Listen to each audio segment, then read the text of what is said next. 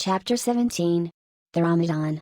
Squeak's Ramadan, or fasting and humiliation, was to continue all day.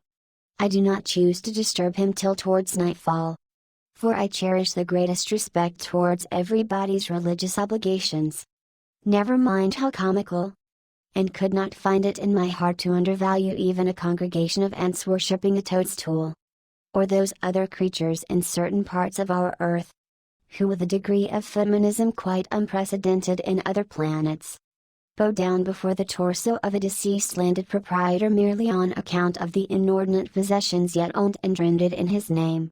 I say, we good Presbyterian Christians should be charitable in these things, and not fancy ourselves so vastly superior to other mortals, pagans and what not, because of their half-crazy conceits on these subjects. There was Squeak, now, certainly entertaining the most absurd notions about Jojo and his Ramadan but what of that? Squeak thought he knew what he was about, I suppose. He seemed to be content, and there let him rest. All our arguing with him would not avail. Let him be, I say, and heaven have mercy on us all Presbyterians and pagans alike, for we are all somehow dreadfully cracked about the head, and sadly need mending. Towards evening, when I felt assured that all his performances and rituals must be over, I went up to his room and knocked at the door. But no answer.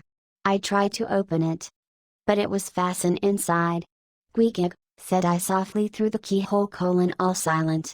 I say, Squeak, why don't you speak? It's Ishmael. But all remained still as before. I began to grow alarmed. I had allowed him such abundant time. I thought he might have had an apoplectic fit. I looked through the keyhole, but the door opening into an odd corner of the room. The keyhole prospect was but a crooked and sinister one. I could only see part of the footboard of the bed and a line of the wall, but nothing more. I was surprised to behold resting against the wall the wooden shaft of Squeak's harpoon, which the landlady the evening previous had taken from him, before our mounting to the chamber. That's strange, thought I. But at any rate, since the harpoon stands yonder, and he seldom or never goes abroad without it, therefore he must be inside here. And no possible mistake. Squeak, all still. Something must have happened. Apoplexy. I tried to burst open the door, but it stubbornly resisted.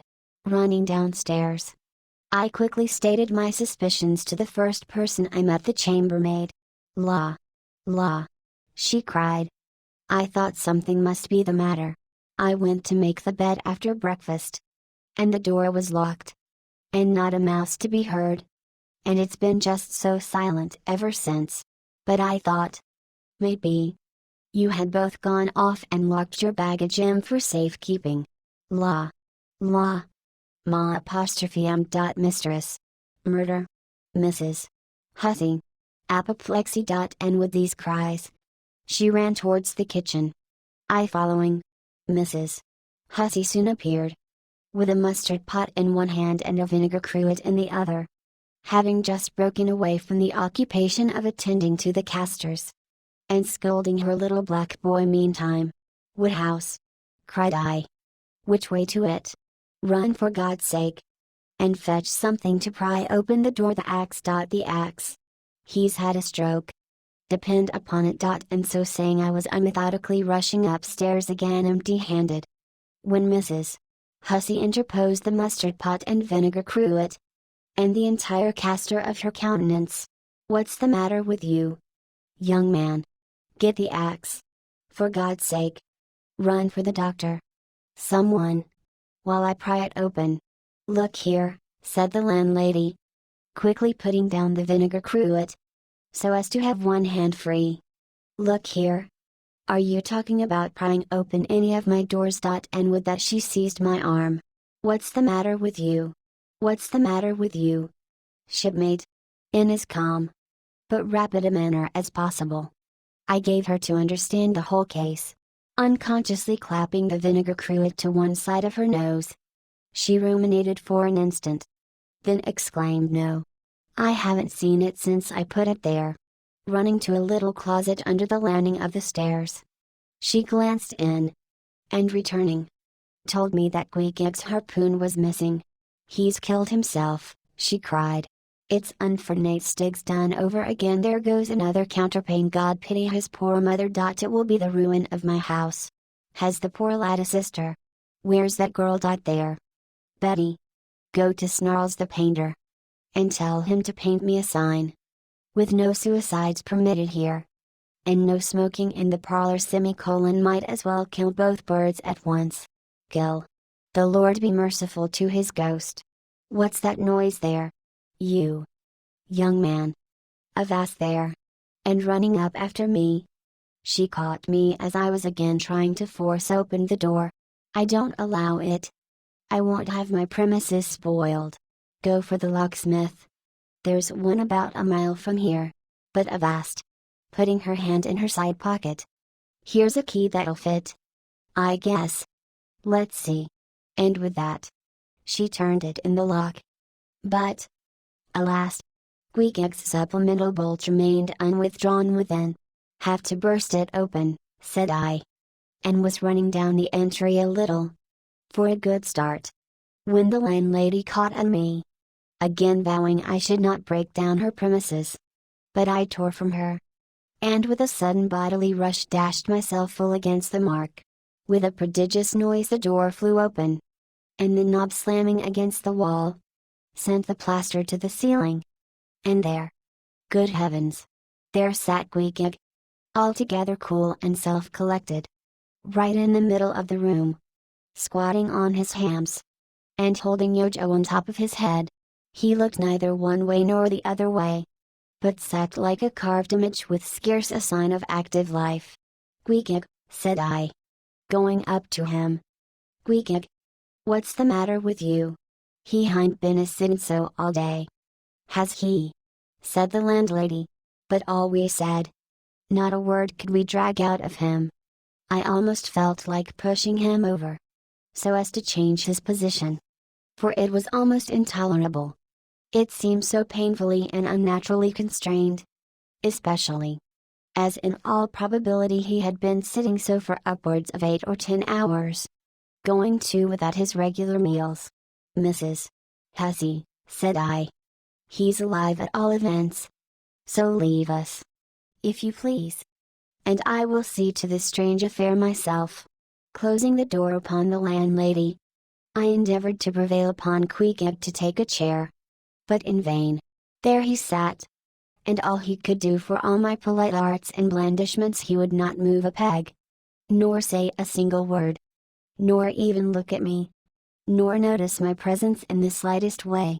I wonder, thought I, if this can possibly be a part of his Ramadan.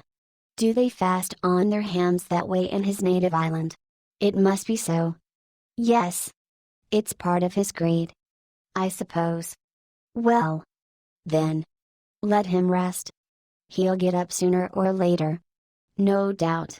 It can't last forever. Thank God. And his Ramadan only comes once a year. And I don't believe it's very punctual then. I went down to supper, after sitting a long time listening to the long stories of some sailors who had just come from a plum-pudding voyage, as they called it, that is, a short whaling voyage in a schooner or brig, confined to the north of the line, in the Atlantic Ocean only. After listening to these plum-puddingers till nearly 11 o'clock, I went upstairs to go to bed, feeling quite sure by this time Squeak must certainly have brought his Ramadan to a termination. But no. There he was just where I had left him. He had not stirred an inch. I began to grow vexed with him. It seemed so downright senseless and insane to be sitting there all day and half the night on his hams in a cold room, holding a piece of wood on his head. For heaven's sake, Squeak, get up and shake yourself. Get up and have some supper. You'll starve. You'll kill yourself. Squeak. But not a word did he reply, despairing of him. Therefore, I determined to go to bed and to sleep. And no doubt, before a great while, he would follow me. But previous to turning in, I took my heavy bearskin jacket, and threw it over him. As it promised to be a very cold night, and he had nothing but his ordinary round jacket on, for some time, do all I would, I could not get into the faintest doze. I had blown out the candle, and the mere thought of Queequeg not 4 feet off sitting there in that uneasy position, stark alone in the cold and dark, this made me really wretched. Think of it! Sleeping all night in the same room with a wide-awake pagan on his hams in this dreary, unaccountable Ramadan.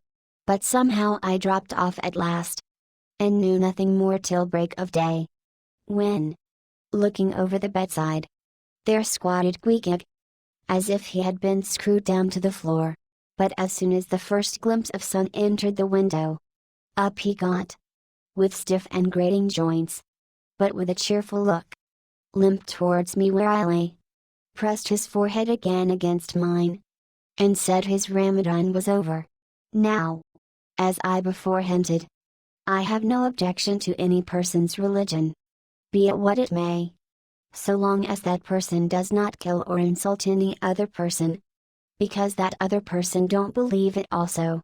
But when a man's religion becomes really frantic, when it is a positive torment to him, and, in fine, makes this earth of ours an uncomfortable inn to lodge in, then I think it high time to take that individual aside and argue the point with him. And just so I now did with Queequeg. Queequeg, said I, get into bed now, and lie and listen to me. I then went on, beginning with the rise and progress of the primitive religions, and coming down to the various religions of the present time, during which time I labored to show Queequeg that all these Lents, Ramadans, and prolonged ham squattings in cold, cheerless rooms were stark nonsense, bad for the health, useless for the soul, opposed, in short, to the obvious laws of hygiene and common sense.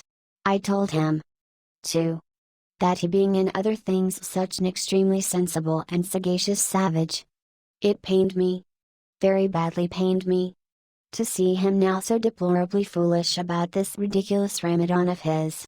Besides, argued I, fasting makes the body cave in, hence the spirit caves in, and all thoughts born of a fast must necessarily be half-starved. This is the reason why most dyspeptic religionists cherish such melancholy notions about their hereafters. In one word, Queequeg, said I, rather digressively, hell is an idea first born on an undigested apple dumpling, and since then perpetuated through the hereditary dyspepsias nurtured by Ramadans. I then asked Queequeg whether he himself was ever troubled with dyspepsia, expressing the idea very plainly, so that he could take it in. He said no. Only upon one memorable occasion.